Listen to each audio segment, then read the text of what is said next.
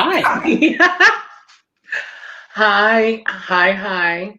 everyone. Oh my gosh. Now I feel like we're on our own little call. I know you look gorgeous. Wow, this is like a blast from the past because if you haven't heard us talk about the play yet, you know that technology was a big part of the way that we even wrote it because we used all the Google Drive. Right. Sponsored by Google. I Yeah, wish. yeah. Um, okay. So as you already know, if you know me, I already talked to Jonathan right before this, being like, "What am I gonna like say? I don't know." Which is what happened even when we did it. So I just want to quickly say this, and then we're just gonna like shoot from the hip, because I feel like there's lots of interesting things to talk about. Okay, so from Jonathan and I both, we just want to take the opportunity now to express some gratitude and announce our intentions for our play going forward. And obviously, this year has been a grief filled year for all of us, myself included, Jonathan included. And so I am grateful to have the opportunity to hear our play broadcast again here on the Parsnip Ship, and even more grateful that the Parsnip Ship has asked us to talk in this intro. So, Jonathan, do you wanna piggyback or bungee jump? Yeah, I'll just say, at least for me, it's sort of the first big creative thing since after the pandemic seems a little bit more approachable, I Yes. guess, at this point. Oh yeah, I Um, guess yeah, because this is our post pandemic, our first post pandemic like art. right, yeah. Well, officially. And it's Right. nice to kind of remember the play and where it was, but also where it could go. And I know Yes. it was perfect timing. We were just talking about cracking open the book again Yeah. and, just revisiting the play, which is always nice, even just to see where it is and remember what we wrote about and how special it was. But Yeah. I think working on it with new eyes, I feel like everybody, myself included, feels a little bit like a different person Yeah. over the past year, When hopefully was in a our good way. when was our first draft? So that's what I was trying to remember even before I was like, it was 2015, right? Or was it 2014? Yes. Well, I think we started in 2014. Yes, and then we had our first draft ever in 2015. Yes. And Oh my it's God, which is so many 20. years ago now. Don't do the math. So, yeah, I mean, anyhow, that being said, back in 2015, when we were first developing this play and talking about, just the whole process, we were really, really, really working our butts off to try and get this play produced. And I remember it was part of the reason we needed a break from the play was I think we were both thinking, like, gosh, like, how can something that's so special to us and like so good be so hard to sell to people? And something that, Yeah. we felt so strongly like, God, people want and need this story. And so that's another reason why I can't, I'm so excited to just and talk about the opportunity that the Parsnip Ship gave us and to really express gratitude and thanks to Ivan, who is one of the artistic director, who I know for a fact when we were doing this New York City Sounds, when when we submitted the play, um, they didn't know us from Adam, Literally, this character Yeah. named Adam in our play, but they didn't know us at all. And I think that we were in a position where we were really, really, really tired of the way that we were trying to get people interested in it. And actually, the experience of recording the play ended up making us go, right, people want the story, people need the story. And even the experience of recording it, it was so magic. There was so much love in the room. And it's still something I consider one of my in my career, to record this play, getting to be with Jonathan, getting to meet Yvonne. And actually, I think at that time, what was it? And we recorded it in, was it 2018 or 20? It was 2017, wasn't it? Am I saying it was 2017 when we recorded our episode? And at that time, I know that Katie and Todd and Yvonne and actually Jesse who we also have a Jesse our play, were involved in the Parsnip ship. And as a company, they've only grown. So like, I just want to take the opportunity to just like say thank you, thank you, thank you, gratitude from Jonathan and I, to Yvonne and Al and Todd and Katie and Jesse and everyone else involved at the Parsnip ship. Please go and check out the work, check out the other plays, donate money to them, follow everything that these creatives are doing, because I'm telling you, every single person that you see involved with this company is only going to just continue to be fixtures in art, and I know it. And we feel that. I know that that's what we talk about this a lot. So anyhow, gratitude, gratitude, gratitude, and thanks. And we also wanted to take the opportunity to let people know, I don't know how many people are watching, but we are going to be revising the play. We're going to be cracking it open again. And I'm really, really, really grateful. And another way, we want to express thanks to people who listen to the play retroactively. I know that there's a lot of people who have listened to what we look like. I think even as recently as this year, people have reached out to me and said, I didn't even know that this was, I didn't know about this. And now it feels even more like, okay, maybe we're ready for this story again. And so that's an intention we're going to announce here today. So if you have any interest in our play, after hearing it, even after this, like, feel free to reach out to us. And we very much still feel the same way we felt, which is so lucky. Artists don't have this luxury of going, okay, I made this thing and I still love it just as much as before. For us, it wasn't the play itself, it was the trying to get the play produced. And so we had just run out of steam, if that makes sense to anyone. And so any person that's reached out to me or Jonathan and said kind words and left us words of encouragement, thank you so much. And I'm seriously so grateful. And we know that there is a space for our play, and we know that people need the story. And so just know that we know it, it's in us. But if you are able and you have some way and that could assist us in any way, we're around. Amen. Also, enjoy our play. Exactly. And also, because we still have some time, so after we did that part, I don't think I missed anything. Did I miss anything?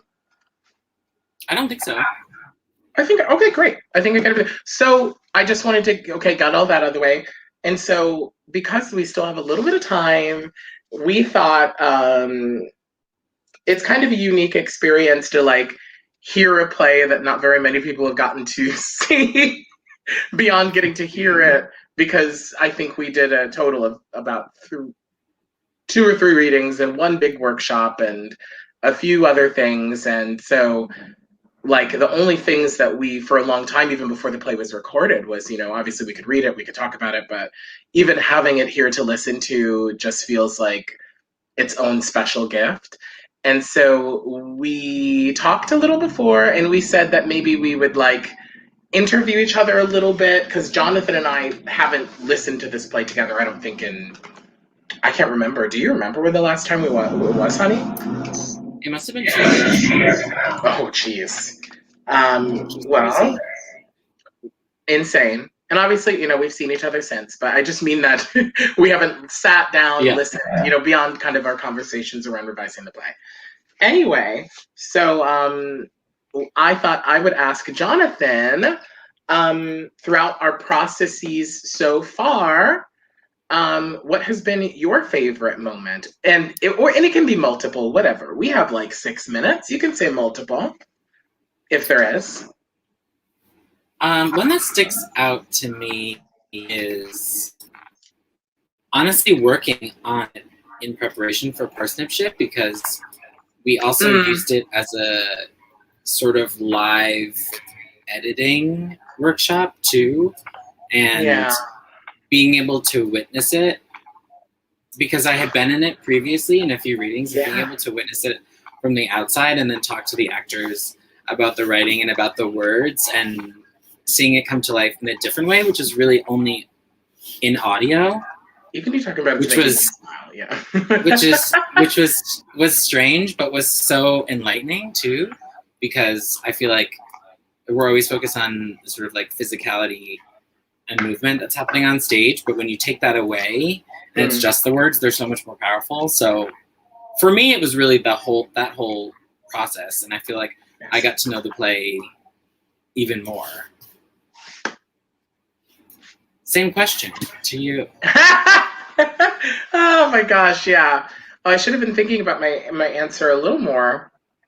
But that's so nice. I guess because I'm on, so that's something I know I'm on it, but there's times I forget. So I do play Jessie on the recording, and I remember, I think definitely the experience of recording it was such a great gift. I just felt like every time I saw anyone from the Parsnip Ship, it seemed like everyone was so happy to have our play.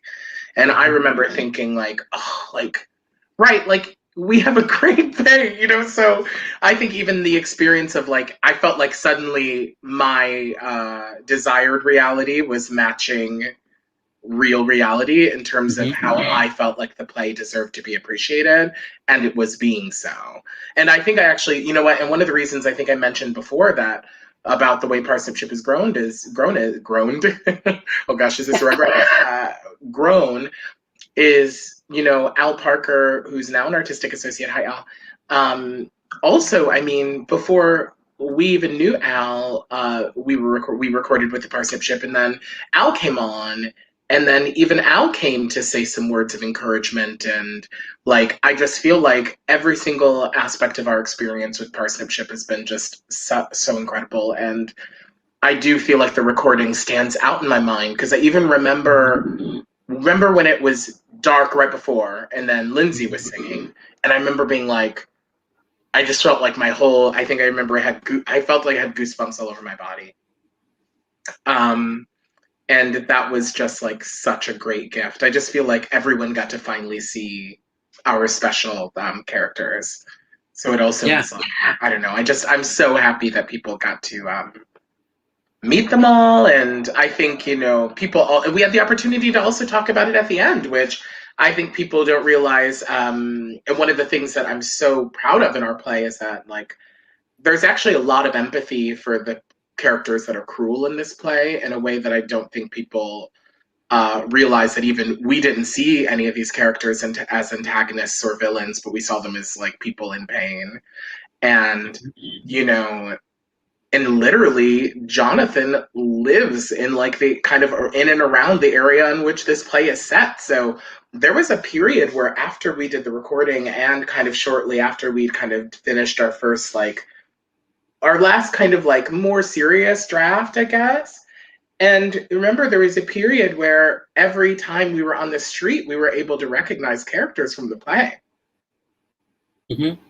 Even to this day, I feel I see people, and especially in Hell's Kitchen, where it's just like, wow, it feels like our play can come to life. I think it every time, because I think that for me, I was always so I was never in a position where I was even a part of kind of like that type of community. And so I also got to write from inside with Jonathan in a way that, like, I had to recognize the way that I wasn't in my own, what I felt at that time was my own community, and I was trying to figure out how to write it and not be bitter. And I actually think the play enhanced my empathy for people who were cruel, especially people who were body shamers and people who have internalized body hate and shame. And so I guess, and we're coming up on time, so I know that we are going to get started here soon. But I am going to just say again, gratitude. Thank you, any and all people who have reached out, continue to reach out and support us. If you want to find us on Instagram, I am Bruce Battles Pink Robots. Jonathan, will you drop yours? That way. This is Jay Mello. So you can find us there, and any and all updates about what we look like, they'll be incoming. And I think we're going to get started soon. So I don't know if I should continue talking or just continue looking beautiful. Both. Both, mama. Both, mama. Both, mom. Oh my God. Well, and I have to tell you, okay, great. Uh-oh. We love you, Todd. Thank you. And I think we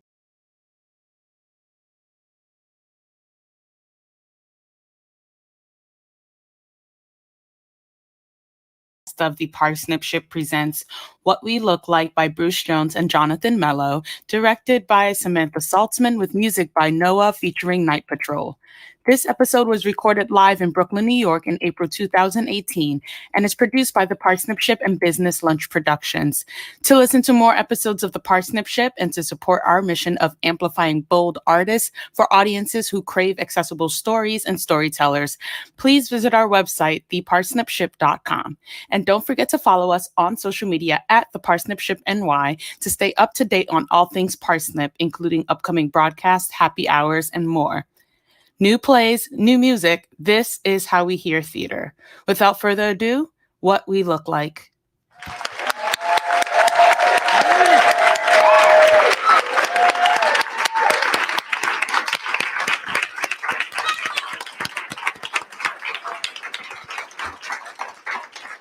Hello, everyone. Welcome to the Parsnip Ship.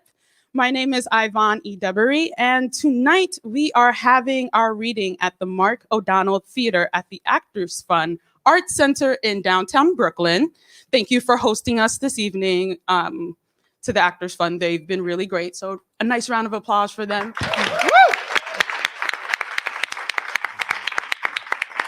And tonight we are hearing an amazing play by Bruce Jones. Got some Bruce fans. And Jonathan Mello. Jonathan fans are in the house too. And this play is called What We Look Like, with musical guests NOWA and Night Patrol. And directed by Samantha Saltzman.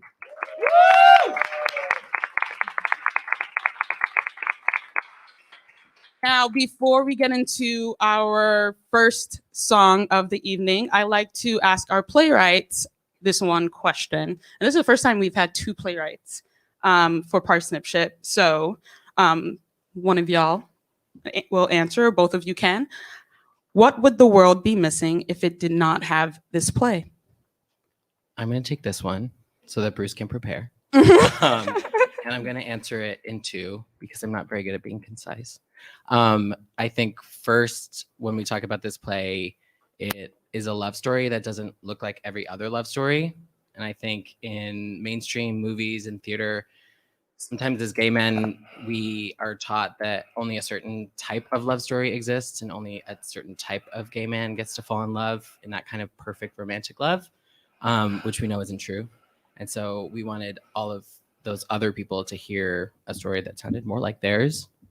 And I'll also say that we as gay people, especially gay men in this particular play, but LGBTQ people in general, We spend a lot of time making sure that we're heard and that we're seen in the greater society, but sometimes we don't look within our own community for how we marginalize and treat each other and others within the community. So this play kind of breaks all that open so that we can see it and talk about it and look at it. Yeah. That's amazing. Okay, so with that amazing answer, we're going to go to our first song of the evening. Take it away, y'all.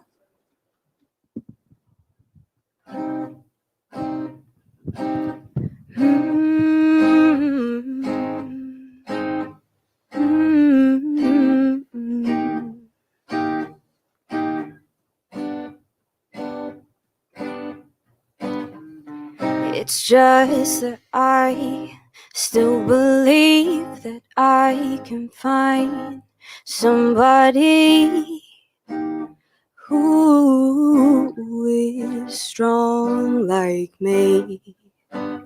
The kind of guy brave enough to face a fire without giving up. I want someone who can handle me, but you're half the man that I am. You're just a boy, but I'm grown. I won't settle for half the man I am. Show me a man, one who can stand as tall as I do, be true. Love me like I do, not half the man I am. It's a losing game, and I don't wanna play. What's so hard about showing up when you say you will? When love gets hard, you run away, we'll fall apart. 'Cause you're so afraid this love could set us on fire. So you just keep holding your smooth. You're half the man that I am. You're just a boy, but I'm grown. I won't settle for half the man I am. Show me a man, one who can stand as tall as I do, be true. Love me like I do, not half the man I am. It's so strange.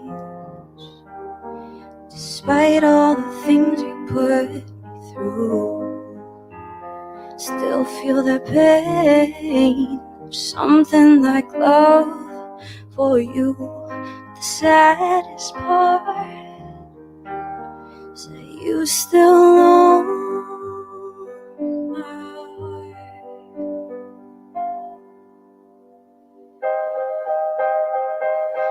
You are only half the man that I am. You're half the man that I am. You're just a boy, but I won't settle for no half the man that I am. Show me a man, one who can stand as tall as I do, and be true, not half the man that I am.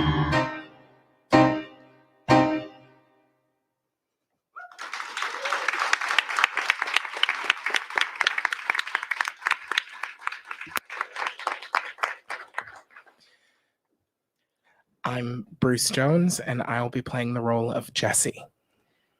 I'm JP Maddock, and I'll be playing the role of Dominic. I'm Tyler Gardella, and I'll be playing the role of Troy.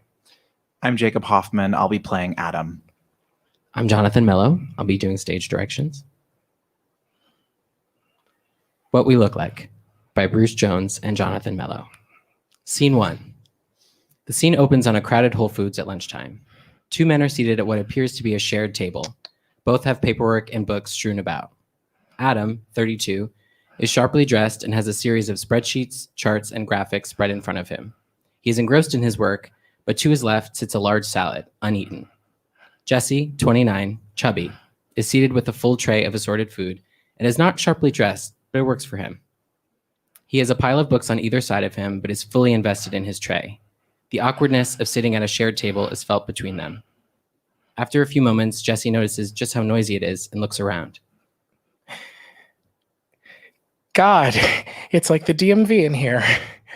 Sorry? Well, isn't it? You know, with all the people and the waiting in line and the sitting with strangers. Yeah. There's nothing wrong with strangers. It's just funny as all.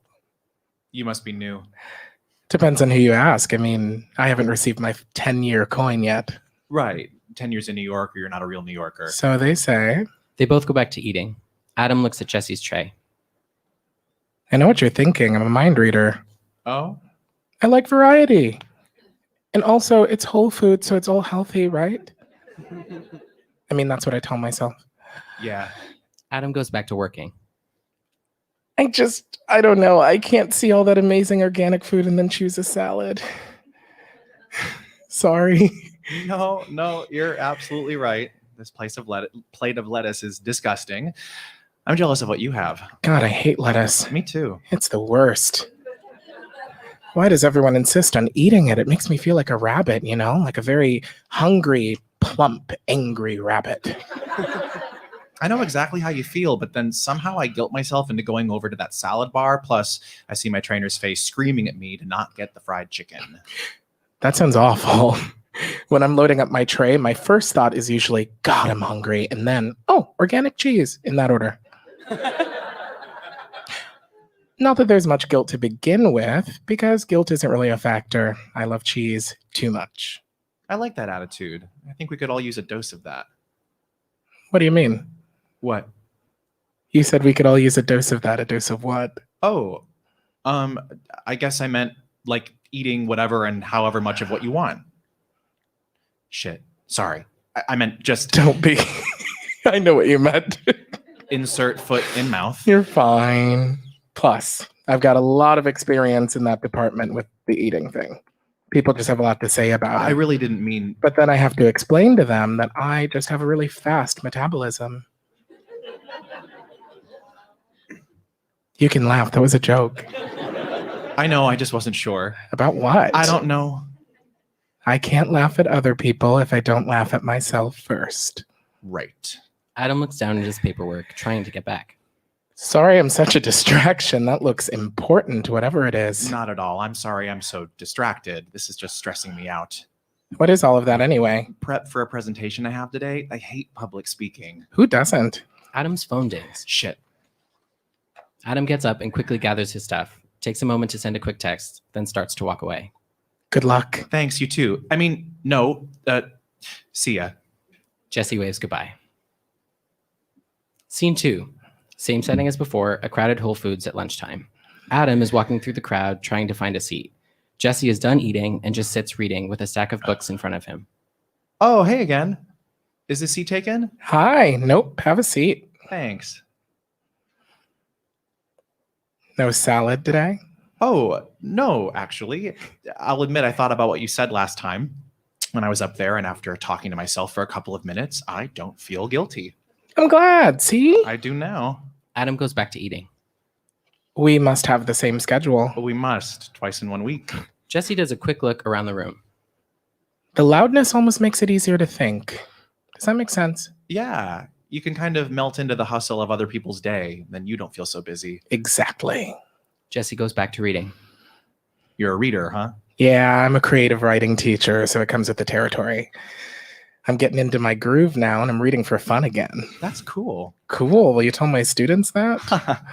I will. It certainly beats my boring office. Is it that boring? You'd be surprised. How old are the kids? High school.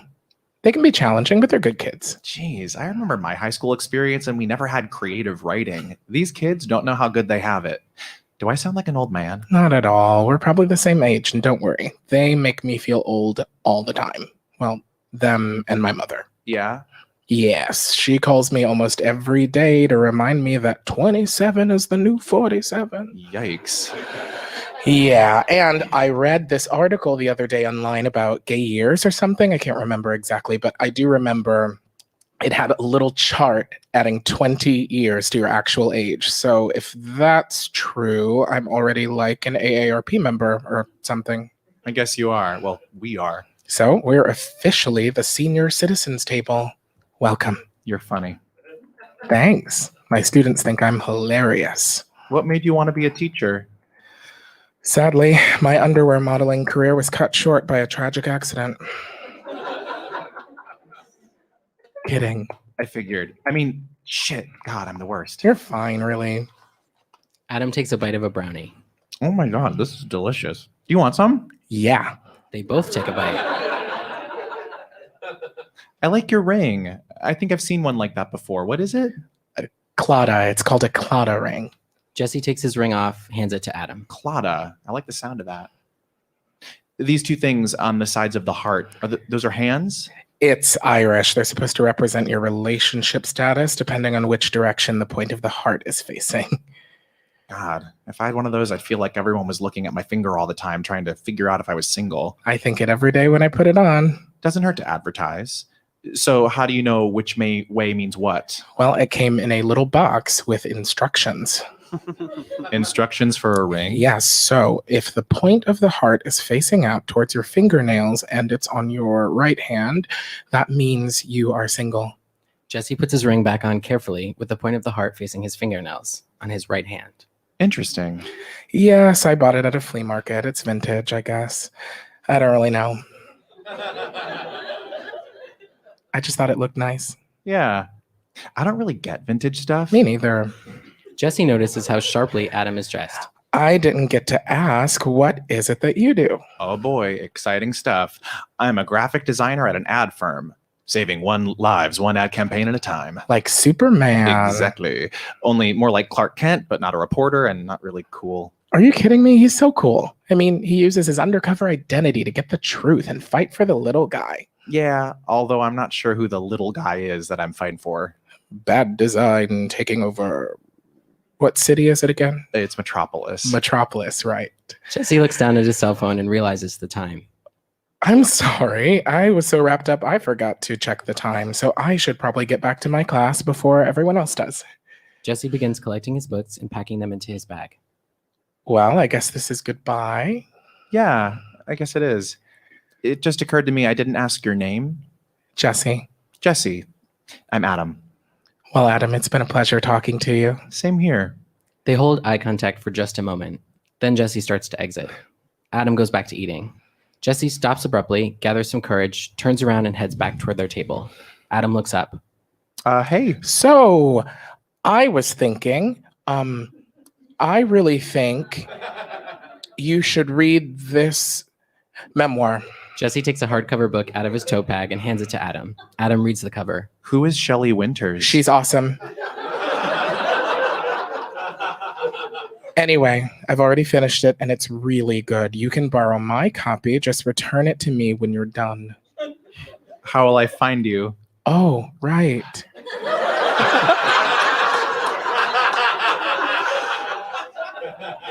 Better yet, I'll return it to you if you agree to a drink after. Deal. When do you... Work days mostly, usually done at about 4 each day. I meant when do you want to meet? Fridays are best. Jesse writes down his phone number on a small piece of paper and sticks it in the book like a bookmark. Adam stands up. Their hands linger on the book. Great.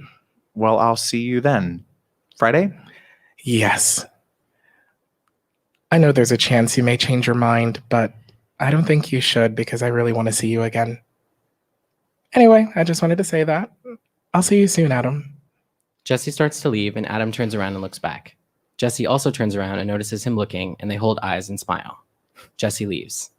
Adam opens up the book, takes out the bookmark, and puts the number in his phone. Scene 3. A crowded bar at happy hour. The place is filled with mostly attractive people in suits. Troy, 32, very in shape, wearing tight-fitting fitness clothing, is seated with a tall cocktail. Adam enters after a moment. You made it. Yeah, sorry. Crazy day at work. Well, have a drink. You need one.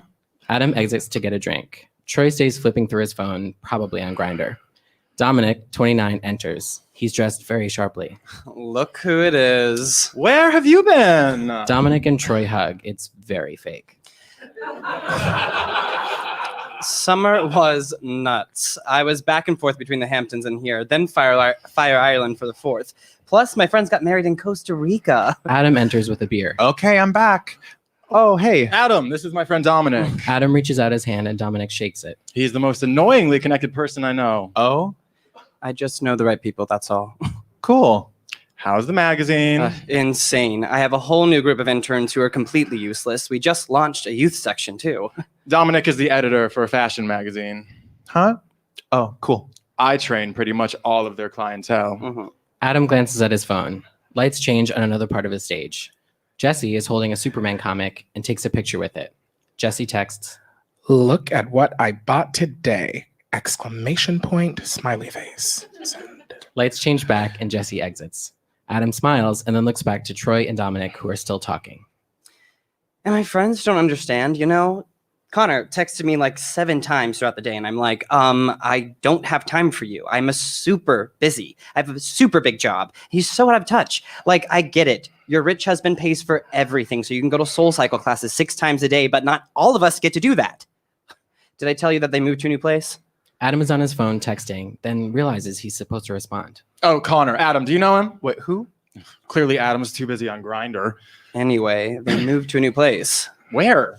Chelsea. It's this crazy nice apartment. I'm talking like penthouse, marble countertops, hotel-style bathrooms, the whole thing. Apparently his husband, Richard, opened a new boutique or whatever, and they're raking in money from that. Actually, I'm supposed to go to some big event of theirs next week. It's going to be a huge deal. Tons of press and some big industry people. They hired Yesel Ferreira. Adam glances at his phone again. Lights change. It's another text from Jesse. Jesse appears. Did you know they almost made a Superman movie starring Nicolas Cage? Lights change back. Jesse exits as Dominic and Troy wait for a response from Adam. The best publicist in the city, you don't know her? No. Oh, she's everything. Last year, she worked for some party that Jay-Z was throwing, and so she's insanely connected. Heidi Klum is on the invite list for Connor and Richard's party. Sounds fun. You're coming, right? Probably. I can get you both on the list if you want. Yeah, maybe. I'm not a huge party person. Me either. But they're gonna do it right. It's at the Ganza Fort, so there's plenty of room to move around and have like little side groups and stuff. Plus, Heidi Klum is going to be there. Come on, old man. You barely do anything as it is. We'll see. Adam's phone dings again. Lights up on Jesse. Dinner was great Friday. Will I get to see you this week? Lights out on Jesse. Adam smiles. I actually have to run. Lame. Okay. Hey, if you want me to be in any shape to have a good session tomorrow, I'm going to need some sleep. Fine. I'll plan to kick your ass then. Can't wait. Great to meet you. Same here. Let me know about that party. Sure, I'll let you know. Yeah, sure. See you in the morning then. Yep. Have a good night, guys. Bye, Adam. Adam exits. Lights fade on Dominic and Troy. Adam dials on his phone. Lights up on Jesse. Hello? Hey. Hi. Sorry, I have a long walk to the train, and I was thinking maybe you could keep me company. Sure, yeah, of course. So how was your day? Lights out. Scene 4. An upscale gym. Adam and Troy enter. It's clear they've just finished a training session. Did you get home okay last night? Yeah, I'm used to taking the train alone, trust me. Did you go home with someone last night? What was his name? Daniel. He's from Barcelona. Is Daniel even old enough to drink? Of course. I think. Well, you wouldn't be you if there wasn't that question. I like what I like. That you do. What about you? Did you get any action? You mean from the bar to the train? A lot can happen. Well, I made friends with a man in a cowboy hat on the train. Oh? Tell me everything. He complimented my hair and asked if I wanted drugs. I hear wedding bells. I switched cars before things got weird, and I got pizza on But the way pizza? home. Don't be like that. Okay, but hey, I'm just trying to make sure you aren't alone for the rest of your life. How sweet of you. And one of the ways I do that is by making sure you don't get fat. You represent me, you know. You turn into a slob and people start asking who your trainer is, and then the next thing you know, I'm unemployed. I'll do my best. Good. I just think a handsome man like yourself deserves to have fun. Hot people have fun. I should really add that to my business card or something. Anyway, that or become a cat lady. I hate cats. You obviously need to rethink that. Who says I'm not talking to anyone? Oh? I'm just saying you don't know everything. Wait. What's to know? Nothing. I get nothing? It's nice. That's all you get. Oh, bullshit. Who is he? A guy that I met. Why are you being so mysterious? Like, come on. You basically know every guy I've ever fucked. Why do you care? I am a concerned party. I mean, I'm basically your connection to our people. That's not true. I have friends. Oh, really? When's the last time you did anything that I personally didn't have to drag you out for? Lots of times. Sure. Have you guys fucked? Oh, stop being crude. I'm sorry. I don't think we've met yet. I'm Troy, friends with Adam. Look, it's new. We're figuring things out as we go. We? How long has this been going on for? I don't know. A week or so? Are you serious? Wait, that's a long time. It's really not. And you really haven't fucked yet? Most people don't think seeing someone for more than a week without having sex is a big deal. What's happening here? I mean, I know you're kind of a prude. Nothing is happening. But this is just a prude. Then why won't you even talk about him? Is he short?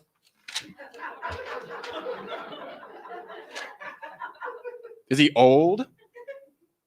Weird forehead, receding hairline, ugly freckle pattern? Dude, come on. What is it? Troy, why does something have to be wrong? Can't I genuinely be interested in a guy and not have fucked him? Let me think. Nope. Go fuck yourself. Fine. Thank you. I'll leave it alone. Thank you. So, when do you see Loverboy again? Oh, God. Come on. I'm being a supportive friend this time. Honest? Honest. Friday. I'm picking him up after school. Oh, how adorable. Where are you guys going after that? Nope. No way. Come on. I promise not to crash the date. Nope. Not even close. Fine. Wait. Who's choosing the place? Me? Why? Don't fuck it up. Lights out. Scene 5. A Mexican-Cuban fusion restaurant. Jesse and Adam's 4th date. They're sitting at a table with a big assortment of fried food and wine. What? Do you not like it? No, it just seems like they sort of just fry everything. Yup. Well, dig in. They both start to eat. Hey, what's your favorite color? Why? I got this book today for work on color and meaning, and I was wondering how it might apply to people. Blue. Adam reaches in his bag and fishes out a small, thick coffee table book. It says here, blue is the most common color in the spectrum. It indicates deliberation and introspection. Blue means trust, wisdom, and compassion. Interesting. Well, what's your favorite color then? Maroon. You mean like purple? No, I mean maroon. Let me look it up. Maroon indicates a well-disciplined red, the color, personality, a warm, powerful, and attention-getting color. It represents sacrifice, bravery, and truth. A regular Captain Wentworth. Who's that? He's the love interest of the heroine in Persuasion by Jane Austen. It's one of my favorites. He's a naval officer, so well-disciplined and brave and all those other adjectives. Some people think that Austen wrote him as the ideal husband for Anne, the heroine, but I don't know how perfect he really is. Maybe maroon would be his favorite color. Sounds like it could be. It's a good book. I try to sneak it in on every reading list. Tell me more about it. It doesn't really get going until chapter 6, but the book centers around one of Jane Austen's only heroines that isn't in her teens. When she was in her teens, she meets this guy she wants to marry, but because of, outside forces, she doesn't marry him, and they're separated for a while. Then, years later, when she's a down-and-out spinster at 27 years old, she runs into him again and manages to have another shot at happiness and doesn't screw it up the second time. I like that. A second chance love story. A second spring. A second spring? Yeah, the whole story takes place over the course of the autumn and the winter, and her life truly begins again in the spring. I read an essay about it, and they called it her second spring, which I like. It's less about a second chance and more about how time changed them both. So really, I guess it's a second spring love story. They both go back to eating for a moment. Adam looks up at Jesse. What's your biggest fear? You want to know my biggest fear? Yeah. Well, I sort of planned on being alone. Not like tonight, but like forever. Not that it's a fear. I guess that is a fear. I thought that for a while anyway. Well, we hadn't met yet. You're presumptuous. And no, we hadn't. Remember, I'm 47, according to my mother. What I mean is that I feel sometimes like I'm running out of time. Biological clocks ticking and whatnot. Anyway, what's your biggest fear? Oh. I worry a lot about not being the best version of myself. I guess I don't want to leave the planet without having made an impression. Like being remembered for something? Exactly. Leaving a legacy. Yeah. I can get that. Superman. Adam leans in and grabs Jesse's hand. After a moment, Adam starts to look over Jesse's shoulder, seemingly irritated. What are you staring at? Those guys over there. What are they doing? Nothing. What were you saying? Are they staring? Yeah. It's okay, really. It doesn't bother you. It's rude. Why should it? I mean, it bothers me a little, but people give me strange looks all the time, and it could be for a multitude of reasons. Does it bother you? No. Well, then I'm unbothered. I guess I just hate people thinking they have a right to have an opinion about everything, you know? Yeah, I can see that. It's never an insult to be called what somebody thinks is a bad name. It just shows you how poor that person is. It doesn't hurt you. To Kill a Mockingbird? Yes. People always think I'm showing off when really... No, that's my favorite book. Seriously? Dead serious. That book taught me a lot. Atticus reminds me a lot of my dad, this smart, honest guy who taught me and my brother about how to see people as people. I still remember a time we were riding in the car and saw a homeless man on the side of the road. My brother, he was 5, asked my dad what the scary man was doing. My dad just said, you know, he's had a really tough life. People who struggle so much, all they need is a little help. We're the same as him, just luckier. That's something I always think about. I love that. I think it's why I'm so sensitive about things. He sounds like a good man. My dad is the coolest, most free-thinking person around. He just wants me to follow my heart, do things that make me happy, and not miss anything. My mother's wonderful too, don't get me wrong, but my dad was the one who let me play in the woods and helped me create these entire worlds in my imagination. He made me fall in love with books.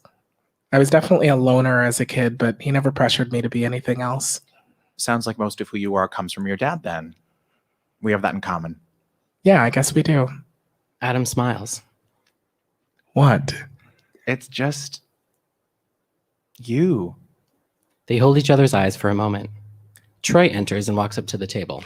Look who it is! Hi, Adam. Troy, hey, hi. What are you doing here? Well, this rando on Grindr told me to meet him around the corner. As I'm walking by, who do I see in the window but my buddy Adam? I figured I'd come say hi. Hi, I'm Jesse. Hey, Troy. Look, I meant to text you. No need. What are you two queens up to anyway? We were just catching up, having dinner. Oh, okay. You two want to come to Trixie's later? They're having an underwear party. We're good. Sorry, I'm just going to excuse myself if you two don't mind. Bathroom. Yeah, fine. Sure. You can sit in my seat if you want while I'm gone. Jesse exits. Jeez, okay, I get it. You want to sleep with me. Fat chance. Get it. Why are you always such an asshole? What's your problem? That was funny. What are you even doing here? I told you, Grindr fail. So, what's with the homely looking guy? Don't start. What? Is this like a sympathy thing? Oh, whatever. I need to get laid. Just thought you might want to come along. Don't think I haven't noticed the dry spell you're in. Well, I don't want to come. Thanks. Sure, buddy. I'll just leave you to your Make-A-Wish date. Fuck you. Jesse returns and hovers for a moment. Should I get another chair? It's fine. He's leaving. Okay, Adam. Well, nice bumping into you. If you change your mind, I'll be at Trixie's. You know where that is, right? Bye, Troy. Troy exits. Adam and Jesse exchange a moment of silence. He seems nice. Yeah. Is everything okay? Adam gets close to Jesse, grabs him, and kisses him passionately and hard. Oh, Let's get out of here. okay. Blackout. Scene 6. A crowded bar in Chelsea. Happy hour. Adam, Troy, and Dominic are seated at the bar. I'm just saying, it's the business. It is. So we're fighting all this negative press. Everyone's so fucking PC. I mean, I'm not going to send you on a shoot looking like the Pillsbury Doughboy. I don't make the rules. People just don't want to see big people when they're flipping through magazines. Definitely not. And if they can't fit in the garment, then they don't get the job. They should just hire me. I'll whip those fatties into shape, Biggest Fucking Loser style. Adam is obviously uncomfortable. Uh-oh. Adam doesn't like all this mean talk. I mean, you're an ad man, Adam. You know how it is. It's not exclusive or mean. It's business. Yeah. I just think it's easy to find another pair of whatever it is, shorts or whatever, if you think the model is the right fit. They're models, Adam. If they can't fit the clothes, they can't fucking model them. Aren't there tons of clothes and tons of fabric? I don't know. Tons of fabric. That's the problem. I just don't think it's that cut and dry. Oh, you're innocent. I kind of love it. He's really not. He's being weird. Where's all this coming from, man? It's not coming from anywhere. It's just how I feel. Bullshit. Is that your type? I mean, guys with like a little something extra. I don't have a type. I hate when people say that. You have a type, you just don't want to admit it. Everyone has a type. I don't. Then it shouldn't be hard to get you laid tonight. I don't want your help. Who said anything about want? You need it. Getting laid is definitely your department, Troy. Dominic notices someone across the bar, waves excitedly. That's Angelo DeSanto. Who? A huge restaurateur. I'll be right back. Dominic exits. What do you think about Dominic? A little femme, but you do need to get laid, and he's not bad looking. Who says I'm not? Getting laid, I mean. Well, last time we talked, you were heavy in the hand-holding stage with some rando of months. It had been a week anyway. Wait. Are you still seeing that guy? Yes. You bitch. You must be engaged by now. It's going well. Adam's phone rings and Jesse's picture shows up. That must be the husband now. Oh, look how cute. You have his picture saved already. Troy grabs Adam's phone. Hey. What fuck? Wait, what the fuck? Adam grabs the phone back. Lights change. Jesse appears. Jesse, hey. Hey, I just wanted to call and see if we could meet at the restaurant. I'm heading home to change, so it's easier for me to just go. Yeah, straight for there. sure. That works. Awesome. I'll meet you there. Great. 9 o'clock? Yes, perfect. I'm looking forward to seeing you. Me too. See you then. Jesse exits. Adam turns back to face Troy. Dude. Like that guy from the restaurant? What? Yeah. Wait, so, okay. Adam is still scrolling through his phone. What are you looking for? I'm just Googling where the restaurant is. Adam, still looking at his phone, sees Troy staring at him.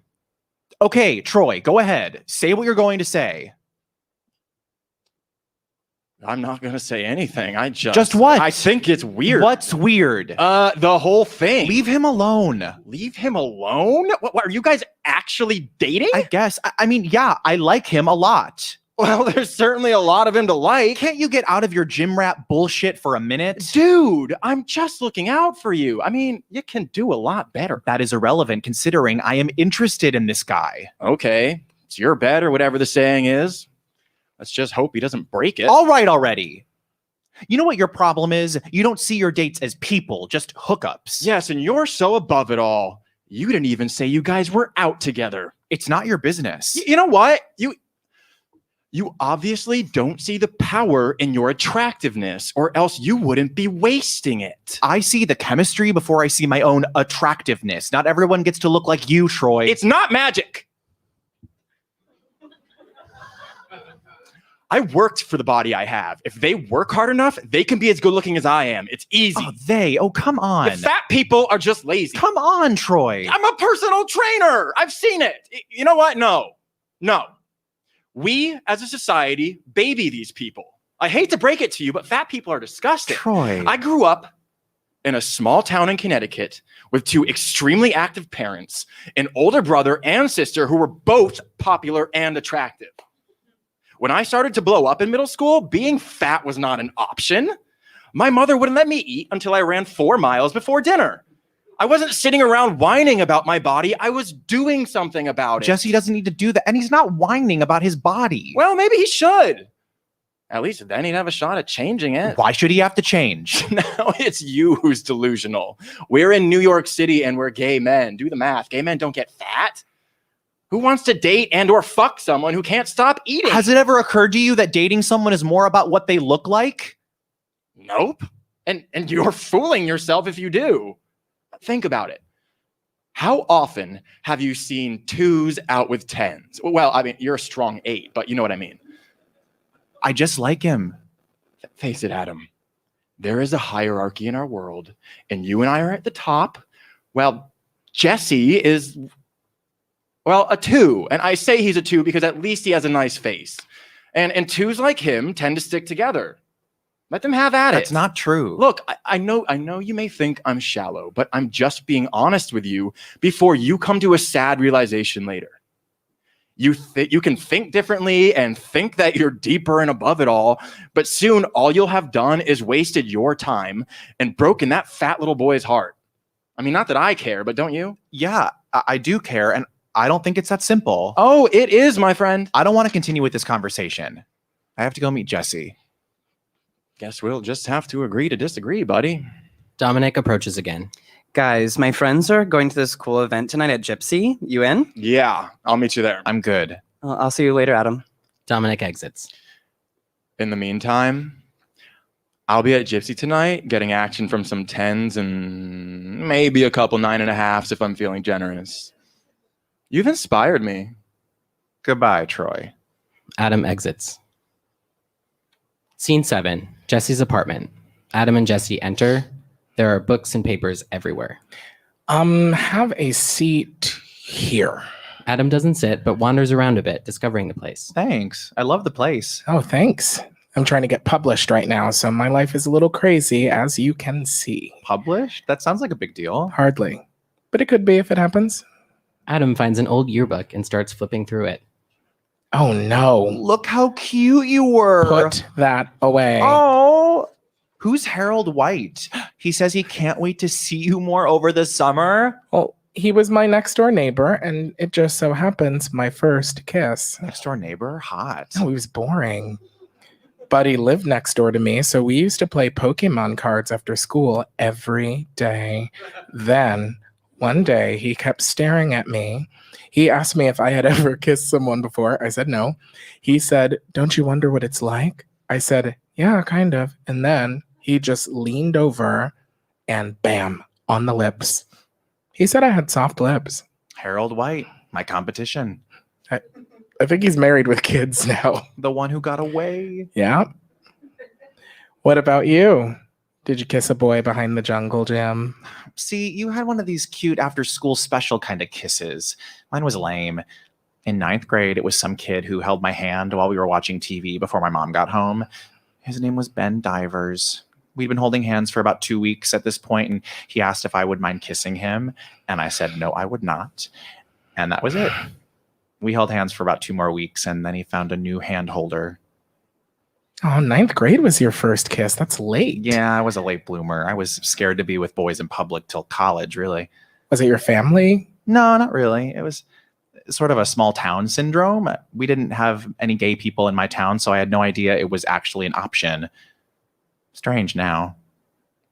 Sitting here with you. Oh, God. So you want to hold hands? Adam grabs Jesse's hand, pulls him in, and starts to kiss his neck passionately. Do you want to watch a movie or A movie? Yeah, I don't know. I have movies and Let's skip that part. You were incredible the other night. Jesse gets up. Sorry. Tell me. Do you like my body? What? Do you like my body? Is this because I have all those Next magazines at my apartment? No. Good, because they give them out like candy at every gay bar. Somehow I always end up with one, but I'm not collecting them. I'm serious, Adam. Me too. Of course I like your body. I love your body. I mean, I know you like it, but are you really attracted to me? I mean, do I excite you? Yes, of course. Of course you are. You do. I don't know. I mean, I'm not always sure. You do. I just want you to be proud of me. proud to be seen with me. Where's all this coming from? Why haven't I met your friends? I don't know. I mean, you just haven't.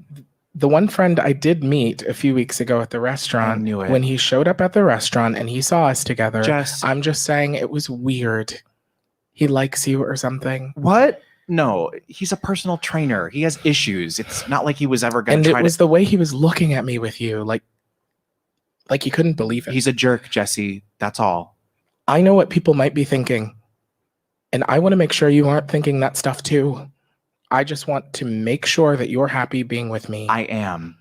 I trust that you would tell me, but sometimes people need an opportunity to talk about this kind of stuff. That's the level we're at, right? So here's the opportunity. I'm just asking where you are in all this. I'm here with you. Okay. They begin to kiss. After a few moments, Jesse pulls back again. Jesse, please, what is it you want me to say? Do you need an out? An out? Why would I need an out? It's still early, Adam, so I understand if you do, but I can't pretend not to care because I care a lot, okay? I care so much. And I wouldn't be upset if you didn't feel the same way. Why wouldn't you be upset? I'm not stupid, Adam, okay? What does that mean? I know people like us don't usually end up together. So I want to be honest with myself. I like you a lot, but I can't continue on with this until I know that you have an option. The option to leave? The option to leave or the option of someone else, someone different. I chose already. Have you? What do you mean? It feels like we're seeing each other in secret. And I don't want to keep seeing you in secret. If there's something there that's making you uncomfortable with me, I want to know. There's not. I think I wanted to keep you to myself for a while. You even said it. It's still early. I like you. And I like myself. So I need to know that you aren't embarrassed of me because I'm not embarrassed of me. I am not embarrassed of you, Jesse. Here's the reality. You have the other options. Those cheese grater ab sharp face Next magazine guys. You could have them right now. You're right, I guess. I could have one of those guys I don't have anything in common with, but then what? That guy wouldn't try strange Mexican-Cuban fusion food or avoid sex to try and watch movies. He wouldn't be you. Jesse, look at me. I know what you look like. I like every part of you because it's you. I don't know. I might not be sure about this or anything in my life, but can we just try? And not because of you or me or what we look like, and not because I don't want to be with you. Can we just be together now and see what happens? It's just I want to be here. Okay. I want to be here. Adam grabs Jesse's hand, removes the clotter ring from Jesse's right hand, turns it around so the point of the heart faces the fingernails, then places it on Jesse's left hand. Just promise me that if this is too much for you, you'll tell me. I promise. They start to kiss again, with more touching. Yeah, okay. Jesse gets up and grabs his pajamas from his drawer. He turns away from Adam while he's undressing. Hey. Hey.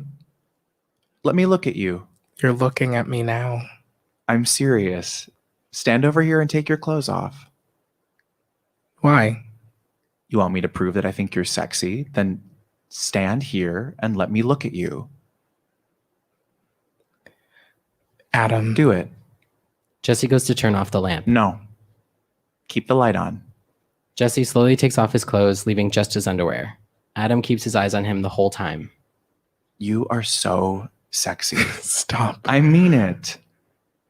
Now get over here so I can show you just how sexy you are. Jesse smiles, then walks over to the bed.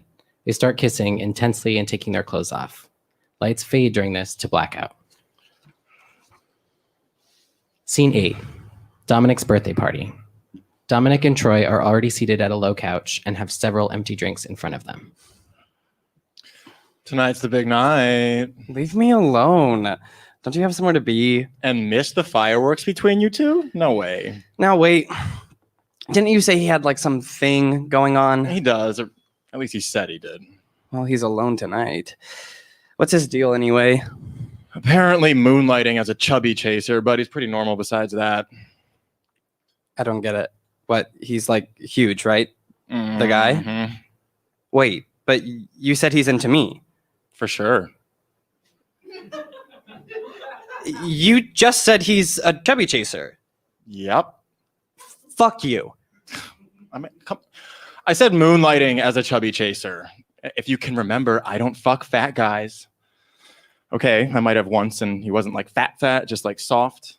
Anyway, dating is totally different. Since when do you date? Fucking dating, tomato, whatever. Which was I exactly? Somewhere between soft and normal. Wow. Okay, happy birthday to me. No. Look, there's a scale. It's like drinks. Tall, grande, venti. And remember like 4 years ago when they had one even bigger than venti? Trenta. You see, you're like between tall and a grande, while Adam's new man is a Trenta, and well, there's a reason Trenta doesn't exist anymore. Well, fuck you very much. I'm just saying, you're dating material. The Trenta is not.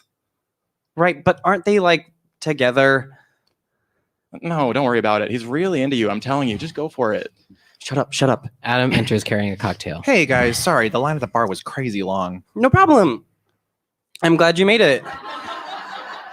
Yeah, this place is really nice. It's okay. It's great. Shut up. So, Adam, how have you been lately? Getting any action?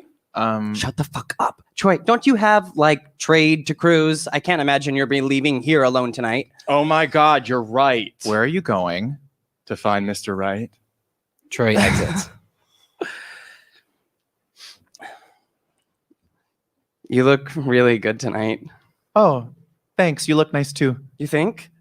This jacket costs way too much, but I figured I'm worth it. Right. Yeah. So, what are you drinking? Vodka martini. It's pretty strong. Great. Let me get you another. No, Dominic is already up. Dominic returns with 2 cocktails. Wow, that was fast. It helps when you're the guest of honor. Right. Yeah, I guess it would. So, Adam, tell me about yourself. We've met a couple times, but I feel like I don't know anything about you. I'm terrible at talking about myself. I work in advertising. Boring. Tell me what you do with your time. Troy tells me he's your trainer. Yeah, he's intense about that stuff, but I just want to be a little healthier. Well, it's certainly paying off. Thanks. You go out much? Nah, occasionally grab a drink after work, but bars aren't really my scene. Really? Come on, hot guy like you doesn't go out. Dominic inches closer on the couch. I love a man in a suit. Thanks. Where do you live? Brooklyn. Why? Just wondering. I live in Chelsea. It's a lot closer. Yeah. Did I tell you look great tonight? You did. Dominic leans in for a kiss. Adam quickly pulls away. What are you? Look, I know you're into me, and I just want to let you know that I know and that I'm into you. What gave you that idea? Troy told me what you said. Oh, what did I say? That you were just dating some fat guy so you could check the nice guy box off and that you're just really into me. Dominic. No, I get it. I once went on a date with a guy who was severely balding and it made me feel better about myself. And hey, I did that guy a huge favor by letting him be seen with me. Whoa, wait, that is not what this is about. I'm just hoping to get a little taste of what's to come tonight. Dominic again leans in to kiss Adam. This time Adam gets up. Look, I'm sorry if you got the wrong impression or the wrong idea or whatever, but I'm actually seeing someone. You don't have to do that. Do what? Date him. Just like you have other options. You are unbelievable. I just told you I was dating someone I like. Someone who's really fat. I'm just saying you have options. Don't settle. I'm not settling. Look, I know you're into me, so let's just explore that. I am not interested in you. This is loud enough for people around them to hear. Dominic is clearly mortified.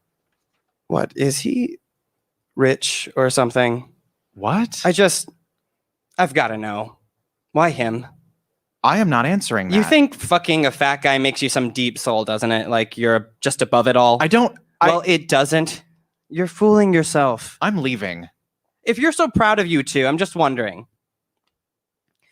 Why isn't he here? Yes. He's working. Bullshit. Plus, he wouldn't like things like this. He doesn't like them. Why? Because he could never get in? Like we'd want some fatty wandering around? Fuck you. Oh, that pushed a button. Here's the thing, Dominic, and I know you'll find this hard to believe, but no matter what you or Troy or anyone else has to say about Jesse, he's better than all of you. He's more caring, more genuine, and Well, more... obviously he's more. I mean, there's more of him to go around. He isn't vain or a complete fucking prick. He actually cares enough to get to know people. You don't know anything about me. I know that you're an asshole. And I know for some reason that you happen to find the least desirable guy you could. Like, you've got some point to prove. This is crazy. Is it, though? What are you talking about? I don't know you that well, but I do know I didn't do anything to you. Get out of my party. I was already leaving. Adam gets up, but pauses before walking away. And by the way, I'm happy with Jesse. Good for you. Adam exits.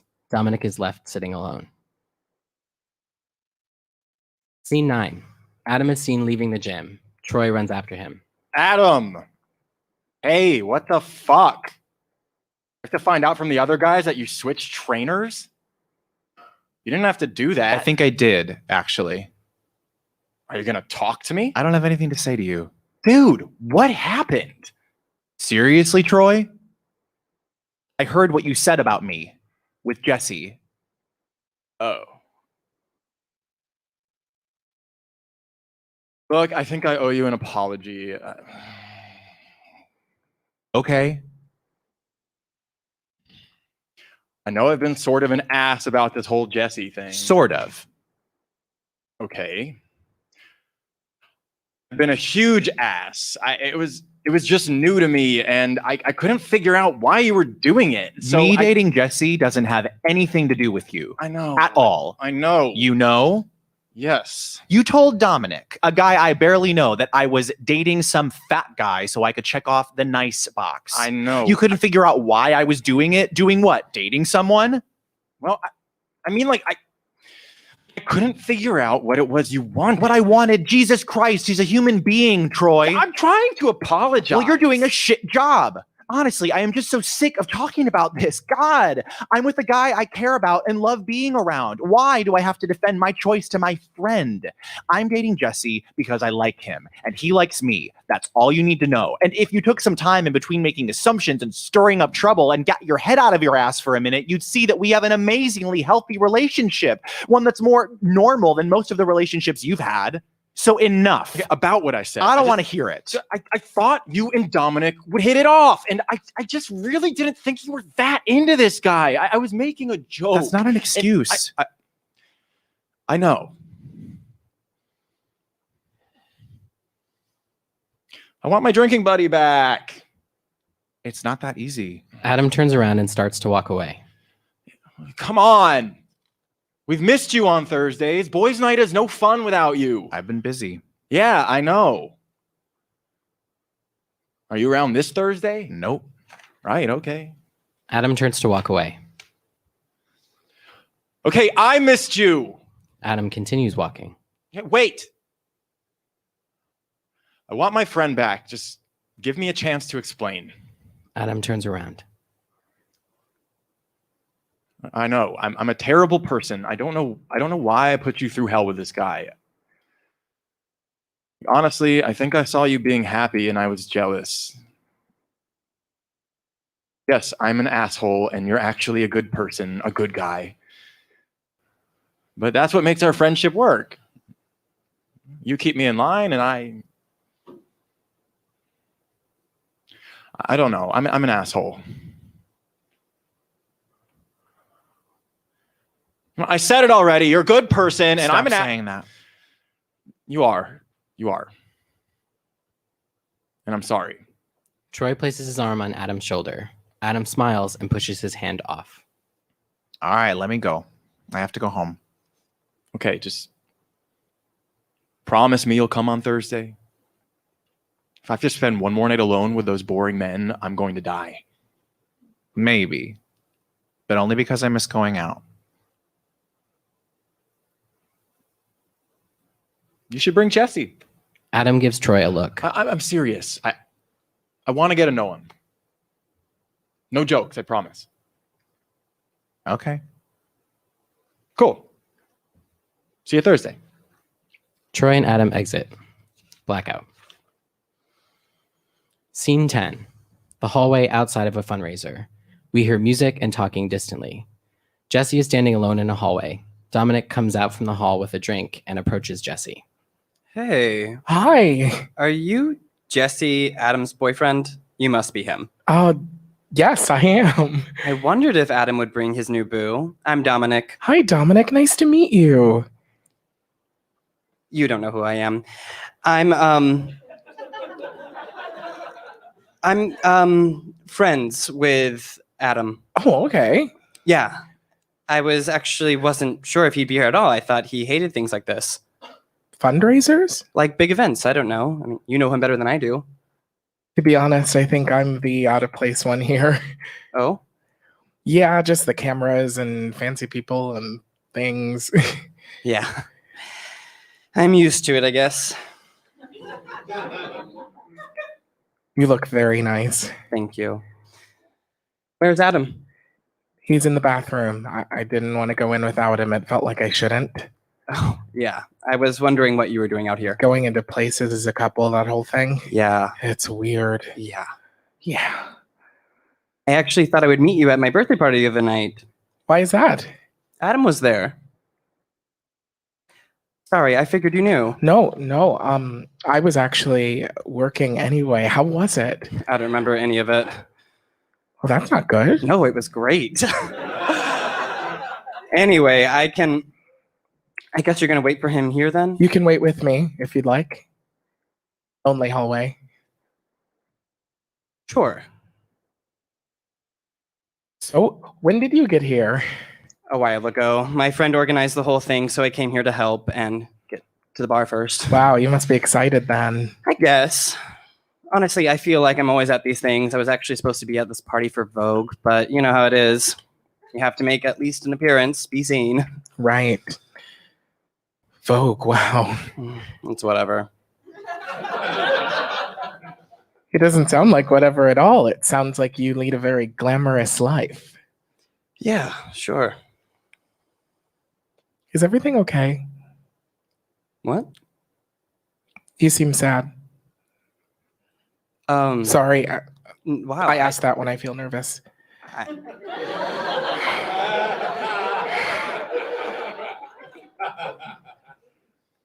don't think anyone's ever asked me that. Well, I'm asking. If you get it out, whatever it is you're feeling, usually it helps. I mean, we just met. My dad always says, a stranger is a friend you haven't met yet. You can't be from the city. Not quite, but hey, look at it this way. I have no basis for judgment. That's true. So, what's bothering you? I've got time. I don't know. I just feel like I celebrated my 30th birthday with nothing to show for all these years except for 5 new gray hairs.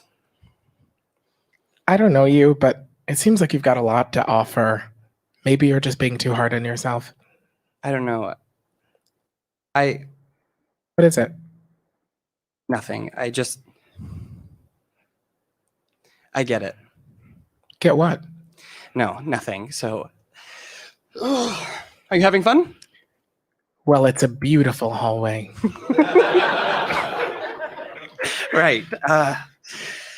So what do you do for a living? I'm a creative writing teacher. College? High school. Oh, cool. Cool. Adam said the same thing when we met. I bet he did. What? I don't know. I mean, writing. It's very... Universal. Yeah. I mean, everyone has the potential to create something. Yeah. Well, I should probably... Adam enters. Dominic, hey. Oh, hello, Adam. You look handsome. Thanks. I didn't know you'd be here.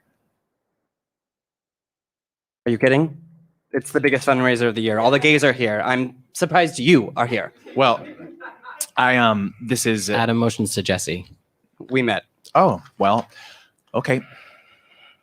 Well, you two have fun. I have to go make sure that my friend doesn't make a fool of himself in front of his soon-to-be ex-husband. Good luck. It's an actual duty of mine tonight. Okay. It was great meeting you. You too. I'll meet you two on the dance floor later, right? Of course. Great. Dominic exits. He seems nice. Yeah. Yeah, he's nice, I guess. He was really nice. In a way. I liked his bow tie. Yeah, me too. You were in the bathroom a while. Sorry. Troy enters. Hey guys, what are you both doing out here? We're just talking. Hey, Jesse. Hi, Troy. Listen, I just want to say I was really rude to you when we met a few weeks ago. It's It's not okay. I'm an asshole. And I'm sorry. Forgiven. Can we? Troy goes to hug Jesse. Yeah. Troy hugs Jesse. It's awkward, but well meant. We missed you the other night. It was pretty crazy. Oh? Your man Adam here had a great time. What happened the other night? Boys' night. We haven't really had a proper one since. Never mind. Boys' night. Got it. It was just a last minute thing. Oh, okay. So I'm gonna head in. I'll see you guys inside. Okay. See you inside. Troy exits. How many things haven't you invited me to? What? No, it wasn't like that. It was not even a thing to invite you to. What about Dominic's birthday party? Are you going to just grill me on everything I've done this past month? I'm just asking a question. I think it's strange you didn't tell me anything about it. I didn't mean not to tell you. You didn't even mention it casually. Okay, it's just... I know. I think. Adam? Are we okay? I don't know. You don't know? Jesse, I like you. I do. I just don't know if I can handle this right now. Adam. It's just the other night. Don't do this. Please, just let me... I understand if you feel scared. I'm scared too. But when I'm with you, I feel less scared. When I'm with you, you look right at me. You see me. Jesse... I don't need you to be Superman. I don't need you to rescue me. I just need you to be you, and for me to be me, and for us to be us. I'm not this good guy you think I am. What do you mean? I love being with you, but sometimes I feel like everything with us is so hard. When did it become hard? I'm not sure. Because we're in public together as a couple. You don't understand. Help me understand. I used to have friends. I used to go out with my friends and have fun and not care. That's not my fault. You wouldn't even invite me to hang out with your friends. Are you embarrassed to be seen with me? It's not that simple. Yes, it is. It isn't. Then how isn't it simple? It just isn't. Tell me. I want it to be easier, but it just isn't. And I know that it's me. You're right. It might be my stuff that makes it hard, but I can't help it. Maybe I'm a coward, but I'm just seeing this and seeing where it might go, and I'm not sure anymore. But it's okay to not be sure. I don't think it is. Maybe I should go. You're not even going to say anything? I don't know what to say. I feel like I don't even know you right now. If you want me to leave, I want to hear you say it. I think you should go. Okay, Adam. Will I see you this Friday? For dinner? I'll call you. Goodbye, Adam. Jesse exits. Scene 11. Transition. Jesse's apartment building, 3 months later. Adam is waiting on Jesse's apartment building stoop. Jesse sees Adam and stops, dead in his tracks. Adam gets up. Jesse. Hey. Adam. Hi. How are you? I'm okay. You're on my stoop. On second thought. How long have you been? A while. I didn't know what else to do. I'm gonna go inside. Jesse starts up the stairs to his apartment. Jesse, I know I'm the last person on earth you want to see. 3 months. I know. It's been 3 months since I've seen you.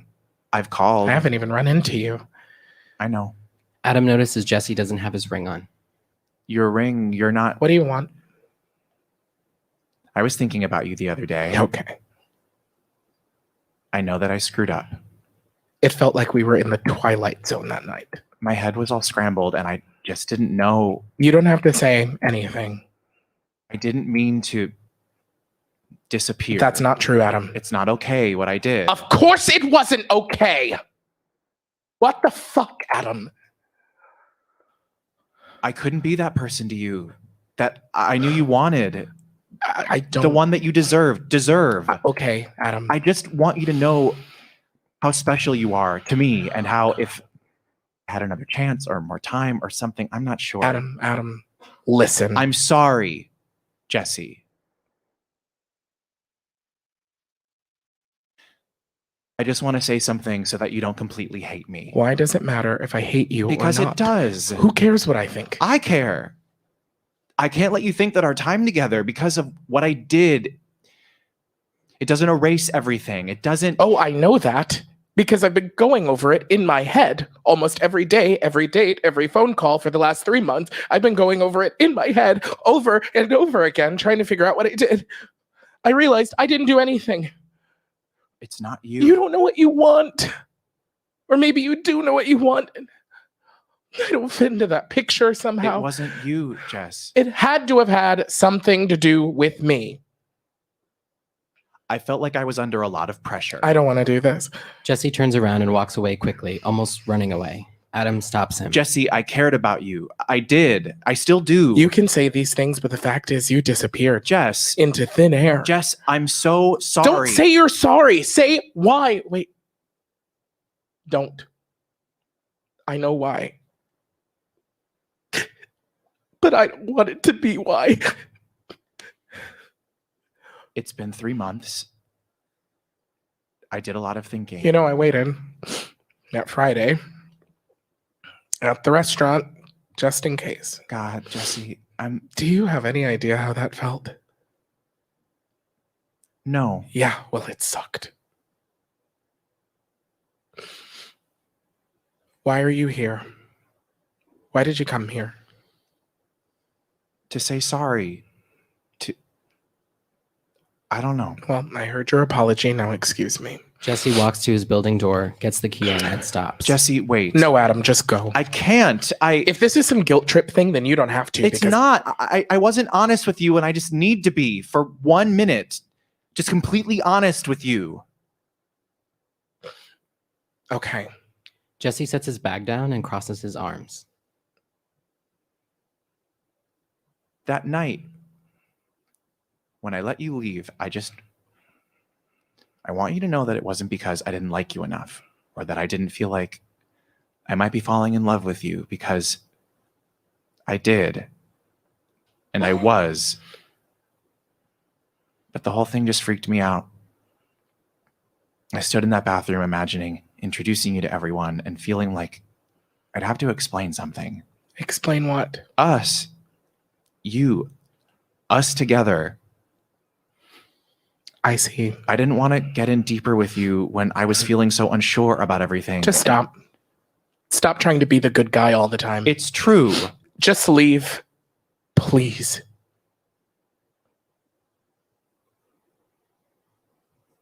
That's it? You're not going to say anything else? What do you want me to say, Adam? That you broke my heart? Yes, you did. You're the first guy I ever felt safe with. Good for you. I can't take back what I did, and I can't make things right, but I hate this. I miss you, Jesse. But you made the choice, Adam. You chose to disappear. Jesse turns his back to Adam and goes for the door. Yes. I made the wrong choice. I went back that day at Whole Foods after the first time we met because there was something about you. I had to talk to you again, and I was right. Being with you changed the way I saw things, and because of that, I felt like I might have been giving something up. But what I'm trying to say is that you're good. You are good, and I'm so fucking aware of everything that's ugly around me. I thought I wanted to go back to it and be around the same sorts of people that I used to, but I can't now, and I don't want to. You've changed me, and I feel lost. You pierced my soul. I am half agony, half hope. Tell me not that I am not too late, that such precious feelings are gone forever. I have loved none but you. Persuasion. I read it. I want you to be in my life again. I don't know how that could possibly happen because I know you'll never be able to trust me. But I hate not seeing you.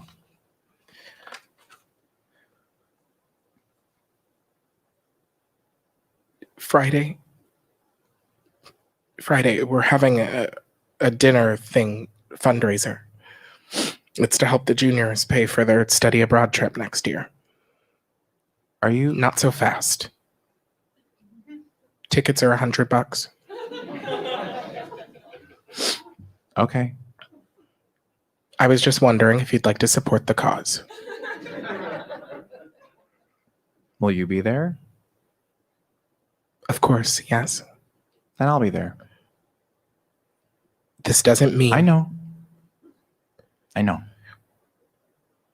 Now, can I kindly go inside my apartment? Yes. Jesse opens the door. Jesse? What? Nothing. I'll see you Friday. Jesse watches Adam walk away. Once Adam is gone, Jesse looks at his keys, takes a deep breath, exhales, and smiles to himself. Jesse takes his ring out of his pocket and puts it on. We don't see what direction it's facing. Lights out. End of play.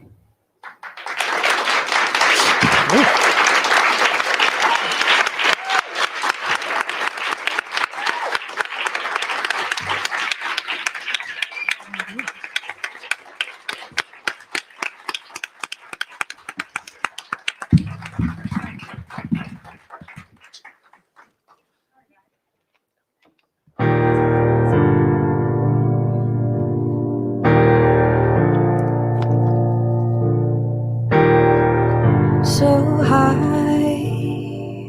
tonight, and I don't feel like coming down. I could lie to you all my days. You're the one. You're the one. And I'm a fool for waiting so long to let you know. Come around, come around, come around, come around to me. There's something in between you and I. Come around to me. You feel like breathing. Come around, come around, come around, come around to me. Like sunlight, won't you come? Lay your head down. You're the one. I could run for the life of me. Where would that get me? Where would that lead? And I'm a fool for waiting so long. Please come around, come around, come around, come around to me. There's something in between you and I. Come around to me. Oh, you feel like breathing. Come around, come around, come around, come around. around to me. Can't you see you're my life?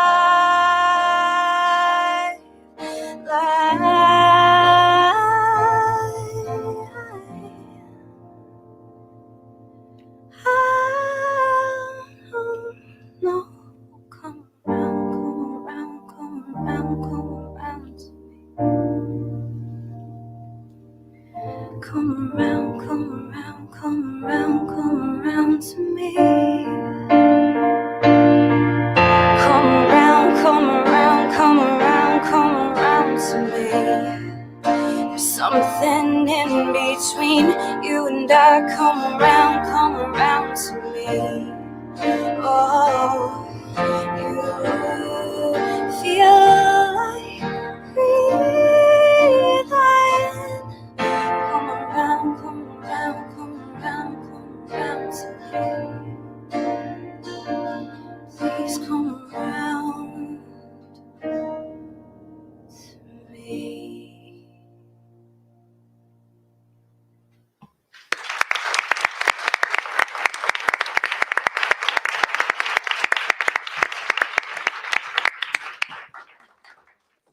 So the first question I asked, what would the world be missing if it didn't have this play? You kind of touched upon a usual question that I ask is, what was the reason why you wrote this play? But specifically, I want to know, how did you create? More so, I want to hear more about what inspired you to write the play, but also how you created this world of characters, especially inserting yourselves into this reading. How do you want to tackle this one, Sweet Pea? Bruce and I have been friends for a long time. Mm-hmm. So before we were playwrights, we were just two people working in a restaurant talking about being an actor and what our lives were. And we talked a lot about dating and our dating experience, and all of those things melded into, why don't we tell a story but specifically, how about okay, good. I've got something. Well, there's a few things. There's something that Jonathan said at the top, that he was talking about the idea of, marginalizing people, and in this case, specifically marginalizing fat bodies. And one of the things that we talked about a lot, and something that is like an instance that's something that's been a constant thing that's happened to me, is like, you're in a bar, you're flirting, things are going somewhere, you're like, okay, it's scram time, we're either going to exchange numbers or you're coming home, or like, we're doing that thing. And one thing I think I talked about a lot with Jonathan is how we would get to the scram time part, and there was this one instance, and I remember this happened at South's over by the Flea. Me and this guy, and this guy was like, it was really going well. Like, I thought, like, we're gonna go home together. And then he's just like, I'm sorry, but like, you're just not usually what I go for. And I remember kind of being like, aha, because it made me realize that like, this makes so much sense, because I've had a lot of kind of circumstances like that, similar. And I think we were kind of like, what would happen if there was someone who was brave enough to like follow through with this thing, like Jesse does, who's like very brave and takes like he does a very brave thing. And what happens if things work out, and what happens when they get to know each other? So it's kind of like, almost like, I wish I could be half as brave as he is, but. Yeah, what happens if two people who don't look like they go together actually fall in love, and we actually see what that looks like? Yeah, but also it's like, it's not rife with challenges, Right. It's like, it's not ignoring the idea that there may be some people in his community and his circle who are not cool. It's not just gonna happen easy for them, Of course. whoever it is. And so, like, on that note, why do you think, because what drew me to this play is that I'm very fascinated with conversations about body image, but specifically male body image, because body image and ways in which we see the body, and those conversations tend to be more centered towards female and femme, bodies, Femfolk. right? Mhm. So I'm usually fascinated about how men explore body image, and specifically in this, it's in the queer gay community, right? So why do you think like these conversations are so like stilted and stalled within that community? I could take this, or we could both take this. Do you want to do? Sure. Yeah. I think, I don't know. Gay men can be cruel. Well, I think Very it's cruel. Well, I think it's also about the idea that there is also a very specific kind of misogyny that exists in the context of gay male spaces. And the idea, like fat shaming is because of misogyny and the idea of a male body, what we think is a male body. I'm using quote fingers. And the idea that like a fat body is also inherently more feminine because you have a curvy or a soft body. And that's something that gay men who hate women or hate femme folk or hate feminine people, that's something that I think manifests itself in that way. And that's like what I think makes fat shaming happen. And so this idea that you can't even be soft, your body can't be soft, your language can't be soft, your heart can't be soft. And so I think it has a lot to do with misogyny, and I think that's one of the reasons why the conversation is stilted, is because we're not acknowledging that it's inherently misogynistic. We're also not having the honest conversation with ourselves and going like, oh yeah, I like this kind of thing or this kind of person. Why is that? And I think no one is honest. I don't think everyone's being honest enough with themselves when it comes to talking about the things that they like, because everyone's like, oh, well, no one just wakes up and says like thin bodies are beautiful. Like you're not born saying these are the only kinds of bodies that I can find attractive, that I can find desirable. That is all shaded by our experiences, our social experiences, our romantic experiences, all of it. It has nothing to do with what is inherently in us. It has to do with like how we're, nurtured, nature versus nurture, I guess. I hope that answers the question. No, that was great. Thanks. I was just learned gonna a say lot. back Thanks, to sweetheart. what we talked about, Right. what the world would be missing without this play Yeah. is that too often we don't look at that stuff. Yeah. Like, why do It's not even a part of the conversation. why when do we talk about- idolize one certain kind of body and stigmatize every other kind of body? Right. It's like we're as gay people, we're trying to be heard, and then we forget to look inward at how we treat each other in the community and how we look at things and why we look at them that way. Right. Oh, and I'd also want to say, I'm sorry, I just wanted to add to that. There are obviously subcategories, but even in the subcategories, there are barometers. If you're a chubby person, you still have to be like this. If you're this person, you still, you know what I mean? It's all just like there's not enough cross-pollinating without thinking. Right. So one thing that jumped out to me when I first met you, Bruce, is how you describe yourself and describe Jesse when we were discussing the show. So Jesse is a fat, Black, queer man, right? Person. Thank you. No, it's okay. No, it's just... So society tends to think that the word fat is a bad word. Well, yeah, I right? mean, when you weaponize it. Right. Yeah. So, like, what does that mean to you? Because I feel like the acceptance of that word has changed a little bit over the years. And so I'm wondering, like, as you were writing this and putting yourself as Jesse into this play, like, how has that word changed for you? What does it mean for you? Thank you for that question, Yvonne. I think the word fat is weaponized already. So every time someone wants to say something's bad about someone, like your ex-boyfriend starts dating someone different, they're like, oh, well, so-and-so is fat, or so-and-so is fat, or he don't have fat. And so it's about the idea that the word is weaponized and not used as like a descriptive word. It's used as like a weapon. And so I've kind of tried to reclaim the term for myself. I like I think the term fat is fine. I like the term chubby. I think, gosh, as it coincides with Jesse, I think that one of the reasons Jesse doesn't go like, I'm fat, deal with it, is because the word is weaponized. And so we wanted to make sure that when the word fat came out of anyone's mouth, it was out of the mouth of someone who wasn't Jesse, because he wasn't using it to weaponize himself and to weaponize, you know, against himself as a tool against himself. And I think what makes this character inherently special and tragic and kind of it's not, I shouldn't say hard, but tough, is that there is a line in the scene where, in that dinner scene, where he says, you know, I kind of planned on being alone. And he's essentially, even though he's kind of someone who lives in a space of confidence for the most part, I had a lot of discussions, you know, I mean, a brief discussion with, and I'm sure we'll have more, with our director, Sammy. She's over there in the, can you wave, Sammy? There's Sammy.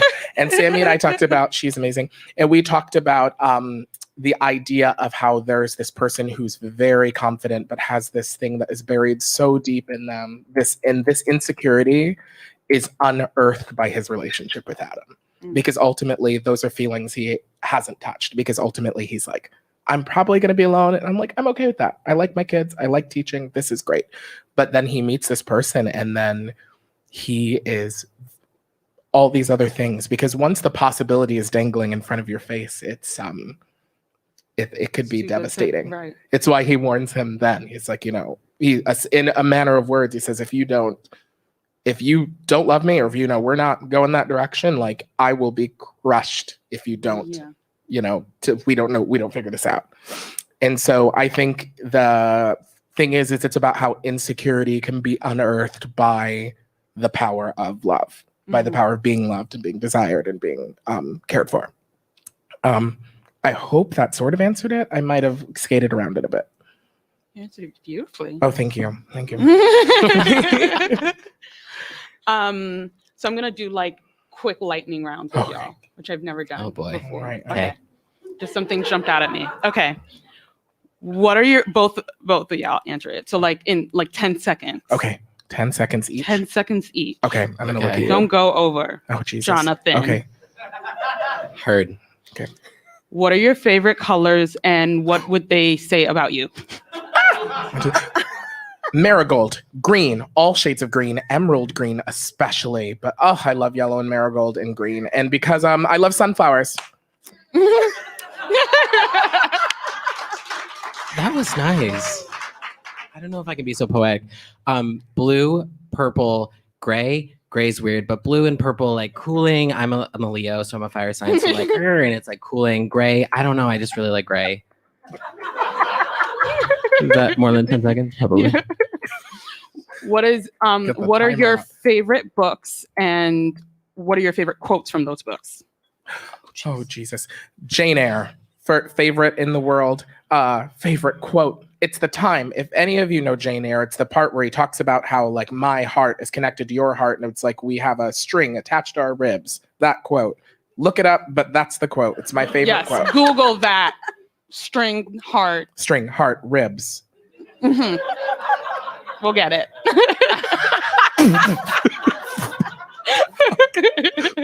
Okay. All right. Okay, this is kind of cheating, but not actually. To Kill a Mockingbird, for sure. And actually, the quote that is in the play is one of my favorites, which is kind of why we reused it. But I also really like the 40 Rules of Love, which is a beautiful, I don't know any quotes from it because it's been a long time, but I also just read The Secret History, which is beautiful and weird and super dark, but cool. I don't know. I like a lot of books. And jumping off of that, how did y'all actually write the play together? What was that? Oh, I love this question because people ask us a lot. Google Drive. Yeah, shout out to Google Drive. Literally. Thanks, Google. Yeah, we met basically once a week for a really long time. I went away, I came back, and then we started doing it that way. And we would meet and literally sit next to each other in Google Drive. Fun fact, the very last scene of the play was all improv. We sat together, and I was like, here's this, and then I was like, go. Because we leave Adam and Jesse in the gala, and we were like, what the fuck do we do after this? Am I allowed to swear in here? Yes. We were like, what do we do after this? Like, we know there's more of the story there, and we have to figure it out. And so we just... So picture me and Jonathan yelling at each other in his apartment. And then going and being like, oh, that's good. Yep. So that's true. The beauty of Google. Crying and yelling. It wasn't even. It was actually really. That was. If I were to look at that recording, like, and listen to those now, we should find that. It would be crazy. Oh yeah. I'm sure I was crying Yeah, too. it was nuts. Anyway, whatever. Mental illness is real, needs care and intervention. So, whatever. I'm doing my best. So I'm gonna start wrapping up. So last two questions. Aye. So if Donald Trump were in this room and you had, I know everyone does the like the same kind of groan, like if Donald Trump was like, if he was in this room, and you had 60 seconds each, what would you say to him? Unfiltered, you can totally curse on Okay. here. You go first. I think you should go. Mine's short. Oh, right. Yeah, Okay. mine's short, honey. Go ahead. I don't think I could get very far saying anything to him. I would probably read the definition of narcissism because I'm not sure he knows what that is. Maybe he's never heard of it. I would ask him, as deep as this sounds, what he thinks his legacy is going to be and how he thinks Barron will be affected by everything he's doing. He doesn't ever think about anyone but himself. So I would want to see what he would actually say. Although I don't believe a single word out of his mouth. So it would sort of be it'd be an empty room.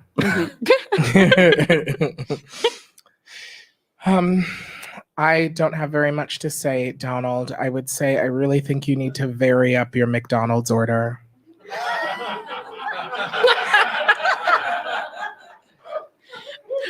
Bruce, you're a Wicca, right? Witch.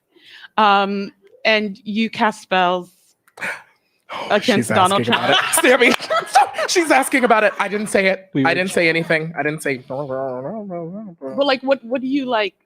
What do you shout like, out to Lauren? All right, sorry. Wish. Which what sister? do you wish for? What do you like? What do you do? Like, what is that? what is it? What do you do? I have another witch. My witch sister Lauren's here. So I think that I know how to answer this.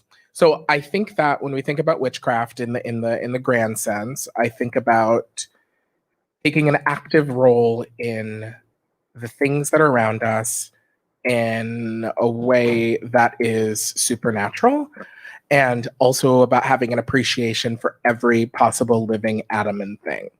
And knowing that you can harness the power of all the living atoms and things around you and make something amazing happen.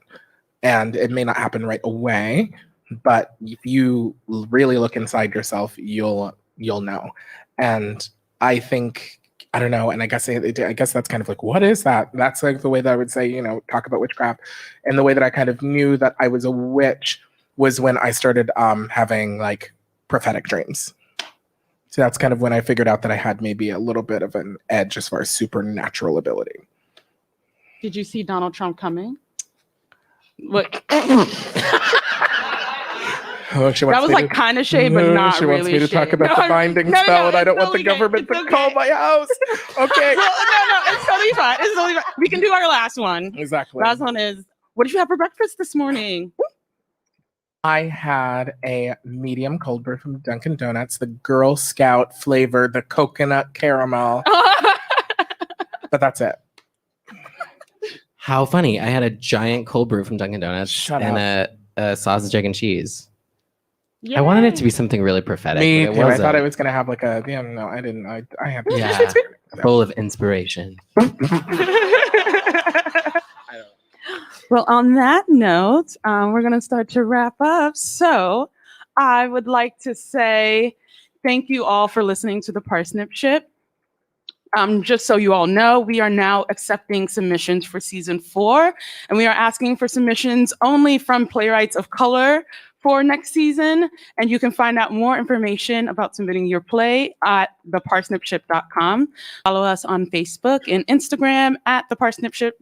You can find updates on our upcoming readings and all of our writers, directors, musicians, and plays as well. Our latest episode, I Wanna Fuck Like Romeo and Juliet by Andrew Rigon, is live on all of our listening platforms. Please subscribe to The Parsnip Ship on iTunes, Stitcher, or Google Play. All of our previous readings and interviews are available on there as well. We'd like to thank again the Mark O'Donnell Theater at the Actors Fund Arts Center for having us here, and Matthew, Ashley, and Saul especially. Thank you all.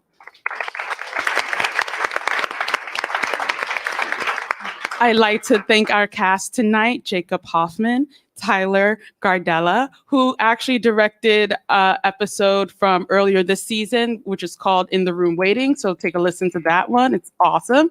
JP Maddock, Jonathan Mello, and Bruce Jones, of course. Our director, Samantha Saltzman. Thank you, Sammy. Woo! She's a Brandeis alum. We went to the same school. She's really cool.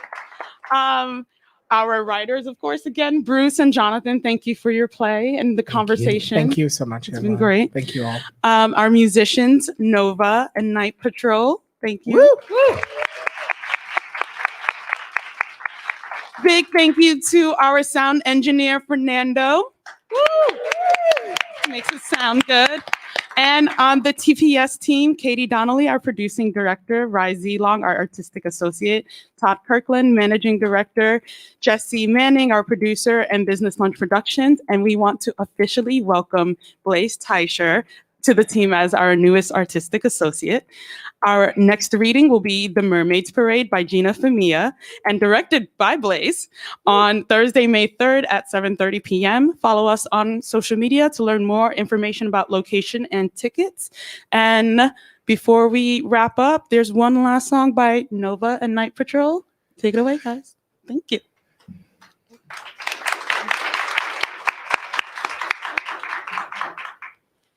Sometimes I sit in the smoking section, hoping one rogue spark will land in my direction.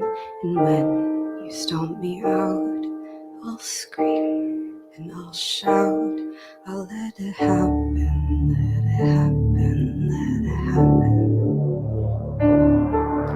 Sometimes I feel like an inland ocean, too big to be a lake, too small to be an attraction. And when you wander in and start to flail a bit, I'll let it happen, let it happen, let it happen. Sometimes I stand with a pistol in hand and fire at the grass just to scare you right back. And when you won't run, I'm mad, but I succumb. I'll let it happen, let it happen, let it happen. Sometimes I go to the edge of my roof. I think I'll jump just to punish you. And if I should float on the taxis below, no one will notice, no one will know. And then I think, what could be better than love, than love, than love? And then I think, what could be better than love, than love, than love? It's not the end. It's not the end. It's not the end. It's not the end.